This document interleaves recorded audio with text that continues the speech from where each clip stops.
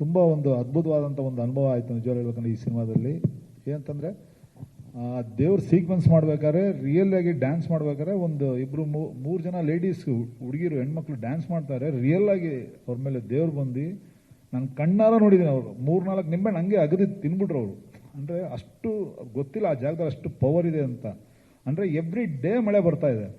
ನಿಜವಾಗ್ಲೂ ಅವರು ಶಿವು ಅವರು ಸೆಟ್ ಹಾಕಿರೋದ್ರ ಬಗ್ಗೆ ನಮಗೆ ಒಂದಷ್ಟು ಡೌಟ್ ಇತ್ತು. ನಾವು ಚಂದ್ರ ಅವರು ಮಾತಾಡ್ಕೊತಾ ಇದ್ವಿ. ಸೆಟ್ಟು ಆ ಮಳೆ ನೀರು ಬಿದ್ದರೆ ಆ ಪ್ಲೈವುಡ್ ಶೀಟ್ಗಳೆಲ್ಲ ನೆಂದೋಗಿ ಒಂಥರ ಮೆತ್ತಗಾಗ್ತಾ ಇದೆ. ಬಟ್ ಅಷ್ಟು ಜನ ಡ್ಯಾನ್ಸರ್ಸು, ಜೂನಿಯರ್ಸು, ಮತ್ತು ಆ ಡೊಳ್ಳು ಕುಣಿತದವ್ರದ್ದು, ಮತ್ತು ಫೈಟರ್ಸು ಎಲ್ಲರೂ ಸೇರಿಸಿ ಆ ಜಾಗದಲ್ಲಿ ನಿಂತ್ಕೊಂಡು ಕೆಲಸ ಮಾಡಿರೋದು ಒಂದು ನಿಜವಾಗ್ಲೂ ಹೇಳ್ಬೇಕಂತಂದರೆ ಮಿರಾಕಲ್ ಅಂತ ಹೇಳಕ್ಕೆ ಇಷ್ಟಪಡ್ತೀನಿ. ಏನಿಗೆ ಆ ಜಾಗನೇ ಹಂಗಿದೆ. ಆ್ಯಕ್ಚುಲಿ ಅಲ್ಲಿ ಒಂದು ವಿಗ್ರಹನೂ ಸಿಕ್ತು ಅಂತ ಕೇಳ್ಪಟ್ಟೆ ನಾನು ನಿಜವಲ್ಲೂ ಶಿವ ಅವ್ರಿಗೆ. ಬಟ್ ಆ ತಾಯಿನೇ ಎಲ್ರಿಗೂ ಆ ಶಕ್ತಿ ಕೊಟ್ಟು ಆ ಒಂದು ಅದ್ಭುತವಾಗಿ ನೋಡೋಕೆ ಒಂದು ಏನು ಔಟ್ಪುಟ್ ಬಂದಿದೆ ಅಂತ ಅಂದರೆ ನಿಜವಲ್ಲೂ ಆ ತಾಯಿನೇ ಮಾಡಿಸ್ಕೊಂಡಿರೋದು ಅಂತ ಹೇಳಕ್ಕೆ ಇಷ್ಟಪಡ್ತೀನಿ.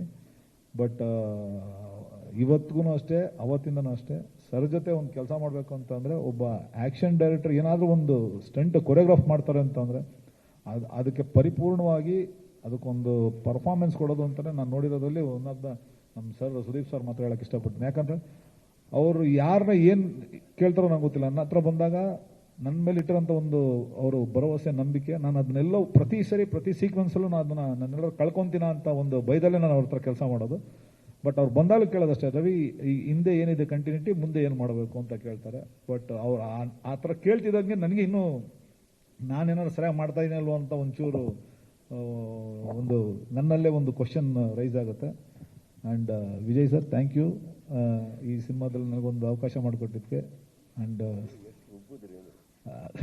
ಅವ್ರು ಹೇಳಿದ್ರು ಸರ್, ಸುದೀಪ್ ಸರ್ ನಾನು ರುಬ್ಬಕ್ಕಾಗುತ್ತಾ ಸರ್? ಅಲ್ಲ, ಯಾಕಂದರೆ ಇದು ಲಿಮಿಟೆಡ್ ಡೇಸ್ ಪ್ಲಾನ್ ಮಾಡಿದ್ದು, ರಿಲೀಸ್ ಡೇಟ್ ಪ್ಲಾನ್ ಆಗಿದೆ.